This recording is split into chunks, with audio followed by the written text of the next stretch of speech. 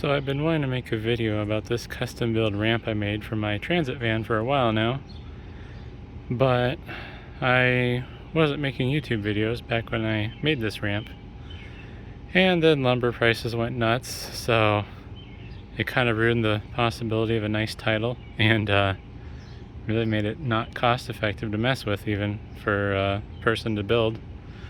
But yeah, so I built this ramp for my Ford Transit 150 medium roof. It's just standard wheelbase, and I'm gonna say materials and everything, you should be able to make this probably for $35–40. Your biggest costs are gonna be probably the hinges, because these are fairly stout hinges, and then they have the pins that are fixed into place that won't come out. At least I don't think they can come out. They've never come out for me. But yeah, this ramp has been fantastic. It's been way better than those horrible aluminum ramps they sell at Harbor Freight, and I haven't really messed with any of the really expensive ramps that you can buy online, but I can't imagine that those are that much better either. And the nice thing about this ramp is it's extra long, so the flat part, not counting the flaps, is 8 foot long and 2 foot wide. How long the flaps are, I don't know. They're just kind of random sizes. And then I have 3 2x4s under them. The plywood, or well, OSB. Should call it what it is. And they're sitting on the flat side instead of on edge. If they're sitting on edge, the ramp would have a lot more structural strength, but it would also make it cumbersome to deal with. One of the things about this ramp is it's very heavy, which is something that you can't say about aluminum ramps generally. Generally, aluminum ramps are manageable. I estimate that this ramp probably weighs around 75 pounds on the high end. I believe, at least with plywood, not so much with OSB, but I believe with plywood, if it was a full 4x8 sheet, it's 25 pounds per quarter inch. So if this was plywood and not OSB, a full sheet would have weighed 50 pounds in theory. So if you figure the density and weight's the same on this, then just the OSB here, probably around, we'll call it 28, because you got the flaps. I don't know what 2x4s weigh, but I would imagine like 10 pounds each, so there's another 30 pounds. So, you know, somewhere, kind of rough numbers. Now I'll flip it over to show you what the underside looks like. Which is hard to do one-handed, especially when the flap is fighting me and it's going to drop the whole ramp. Alright, well, hopefully I don't need new shins after this. But this is what the bottom looks like of the ramp. So it kind of is just coincidence, but I got 92-inch studs, so there's a little bit of space where the 2x4s don't cover, which actually works really good against the back of the van. Let's see if I can set this down one-handed now. Oh, it's gonna fall. I'll be back. Alright, well, I don't have it lined perfectly here, but close enough. So having the 2x4s not go all the way forward is kind of handy. Kind of helps that transition a little bit along with the hinge and the flap. I wouldn't recommend making the flap longer than this. I'm guessing it's probably about 10 inches, somewhere between 6 and 10. The flap just kind of helps give it somewhat of a landing, because if you were to go off of this over the edge, as you'll see, it tends to stick up a little. But if you go over this with like your hand cart or whatever, and then you hit this transition point, once you start putting weight on the flap, it'll kind of tend to level out and flatten down. So then you're only jumping down 1/2 inch. Having 3 hinges might not be a bad idea, but I think it'd be overkill. I haven't had any issues with just the 2 hinges. Generally with this ramp, I would say the most weight I've put on it personally, probably 350 pounds. And that is kind of distributed. So it's not like 350 pound footprint. That's me standing on the ramp rather than having like a hand cart in front of me that I'm dragging up the ramp. I don't know how much weight this ramp can handle realistically, but I think the next thing to do is kind of demonstrate what it looks like when it's under a load. Alright, I got my camera mounted on a tripod, and I'm going to walk on the ramp and kind of bounce on it a bit. I weigh somewhere around 165 pounds, I believe, so kind of give you an idea of what loading it down with some weight will look like.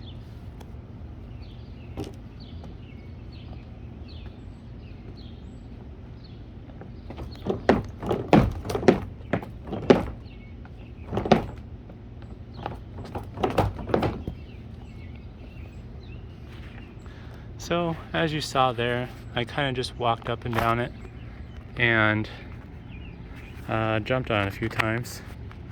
And it does have some flex to it, but I haven't had a moment yet where I've used it and I felt like it was going to break under the weight of me and the load I had it under. And a few other things worth pointing out. When you build this ramp, if you use OSB, I recommend putting the rough side up.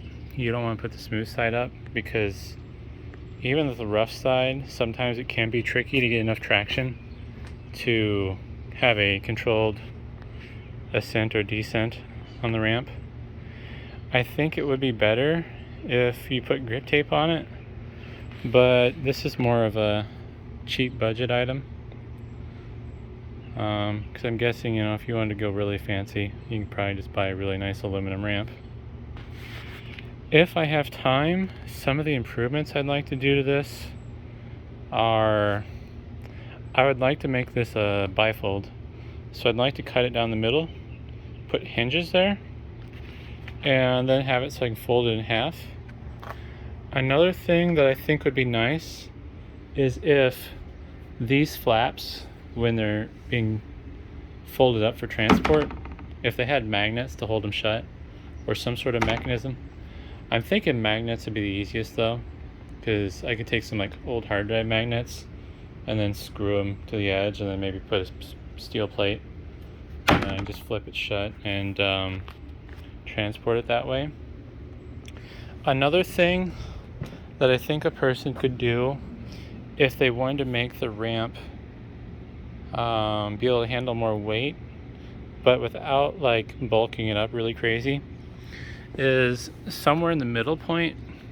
I think it'd be nice to have some legs that dropped down, so you'd have some legs to support in the middle, and that way you're not putting as much weight across the span of this structure. I think doing that would significantly increase the amount of load that you could put on this ramp. And if you did it like this as one solid piece, it'd probably be easier to manage those legs. But I think if I get around to making a bifold version of this, I'd have the ramp legs so they'd fold up towards the upper half and then stick on with magnets. Because it's a little bit higher up here, so if anything were to break, I'd like it to be more structural and strong up here than down here, because down here is not as big of a fall. One of the issues I have with making those drop down legs is it's not going to be easy to figure out the right height, because you're not always going to be parked on flat ground and you're not always going to have that same slope. I've had instances where the ramp is practically flat because I've backed up against a curb, or maybe the parking spot I was in was like at a decline, so that tends to lower the back end of the van. So having the drop down legs are going to be tricky. I mean, you could get really fancy and make like adjustable ones, but Basically, my goal with this ramp is to make it as cheap and simple as possible while still being good. Because like I said, other than being heavy and unwieldy, this ramp has been fantastic. Another thing that I think would be really cool to do with this ramp is make it so you could have two of these side by side. So I could have a 4-foot wide ramp across the back of my van. The problem is I'm scratching my head on how I'd want to lock these together. I can't think of a good way to do it. I'm thinking the easiest way would be make some pins, take some all thread, bend to 90 on one end, or maybe conduit. That might be a little risky there, too fragile, but I was thinking all thread, bend to 90 on one end, and then just have a pin that would slot through between the two of them. The problem is with that is you'd have to be able to get under the ramp to do it. And I don't know about you, but like I don't want to have to crawl under my ramp and get on my hands and knees to put it together. I also thought of like a tongue and groove thing where you have like an edge that's curved over a little like right angle, and then you have another one that's the inverse that would lock down into that, kind of like tongue and groove flooring. But the problem with that is with these ramps, see if I can do it with one hand, like if you put weight on one side, one ramp might drop down and the other one will stay up where it is. So I don't think that would lock them together good enough. You could maybe get away with doing it if you use something big enough and beefy enough, like maybe string some unistrut down the edge, although that wouldn't work well.